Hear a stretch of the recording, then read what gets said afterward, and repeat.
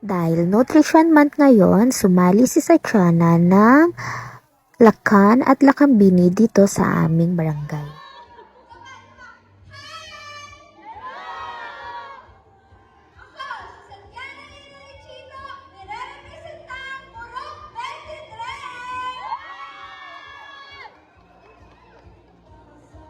Ako po ay naniniwala sa kasabihang ang sapat na nutrisyon ang kailangan, hindi ang extra rice ni Mang Inasal. Ako naman, naniniwala ako na ang mundo ay ang kulay ng ating buhay at ang gulay ang nagpapahaba ng ating buhay. Kaya kung gano'n, pwede ba kitang makasama panghabang buhay? First time pala mga kamonay ni Sachana sumali sa ganitong pageant. So tara samahan nating suportahan ang aking pamangkin. Ang partner pala niya dito ay si Carl.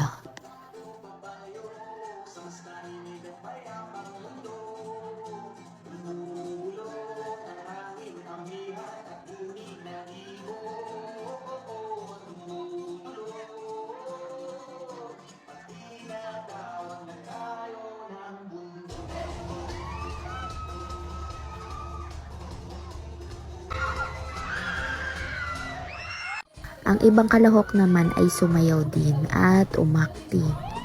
Yung isa naman ay nagtinikling. So panoorin nyo na lang mga kamonay.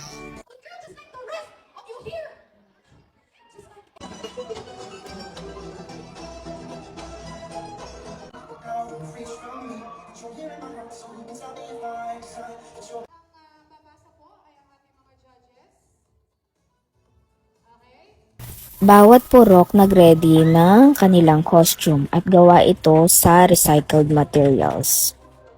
Okay, ang babasa ng question mo ay si Judge Aisa. Then after nun is nag-proceed na din sa Number 1. question and answer. Okay. Ito na, nakakakaba na. Tanong na nabunod mo. Sa panahon ngayon, bakit mahalaga pangalagaan ng kalikasan kasabay ng pagsusulong ng wastong nutrisyon? Uulitin ko, sa panahon ngayon, bakit mahalagang pangalagaan ng kalikasan kasabay ng pagsusulong ng wastong nutrisyon? Panahon po kasi ngayon, tayo po kasi nagbe-benepisyo sa kalikasan natin at bilang suklina po nito, matuto po tayo maging responsable at disiplinado. At simulan po natin ito sa ating sarili. Suklina din po natin ito sa ating kalikasan. Dahil dito po tayo nagbe-benepisyo at dito tayo kumukuha ng mga kinakailangan natin. Wait lang. Oh, kayo na humusga.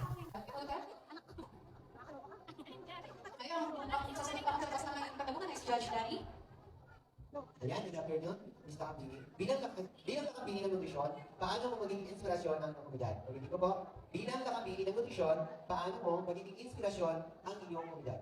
Bilang ako bili ng nutrisyon ko, sisimulan ko po ito sa magiging mabuting halimbawa. Dahil sa pagkakaroon ko ng tamang pagkain ko, tsaka sa tamang wastong pangangalaga sa kalikasan ko, doon po tayo magsisimula ng pagkakaroon ng malinis at masustansya sa kalikasan. Tsaka kapalitan. Hello, Neng. Ay, magandang gabi. Kumusta ka? Kasi yung katanungan. Ano ang mensahe mo sa mga pamilya na nahihirapang makamit ang wastong nutrisyon? Ano ang mensahe mo sa mga pamilya na nahihirapang makamit ang wastong nutrisyon? Ang mensahe ko po sa pamilya na hihirapan para sa nutrisyon ko, kaya po sila magsimula po sa pagtatanim po, mag-alaga po ng mga hayop, para po magkaroon po sila ng mapupunan po, mag-aano po. Mag-aano po. Para po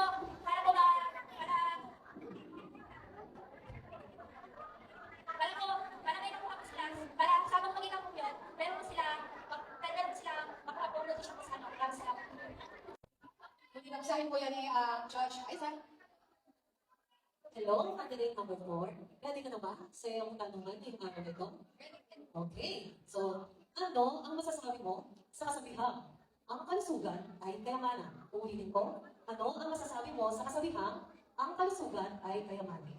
Maraming salamat po sa inyong pagkakataon. Ang kalusugan ay ating kayamanan dahil ito, we cannot work without food. We cannot function or brain without food. And most probably, lahat ng tao ay hindi kakayanin magtrabaho. Pumasok sa trabaho, pumasok sa paaralan ng hindi kumakain ng gusto pagkain. Kaya naman, nararapat lamang at umaagri, at mali ako umaagri sa, sa health is wealth. Kaya naman, magandang kasabihan ito at dapat itong itatak natin sa ating mga isipan dahil ito ay magandang kataga na dapat nasa utak ng bawat isa dahil dito tayo, lahat ng tao ay magbebenepisyo kapag ang katagang ito ay nasa utak ng bawat isa. Ano, magandang evening. So, ito bang yung tanong? Paano mo hihikayatin ang mga bata na piliin ang masustansyang pagkain kaysa sa junk food? Again, paano mo hihikayatin ang mga bata na piliin ang masustansyang pagkain kaysa sa junk food? Salamat po sa inyong magandang ang mga bata ko ay higalatin mo sa kanilang mga na maaari po na ang mga pagkain ay maging makulay, masarap, at ang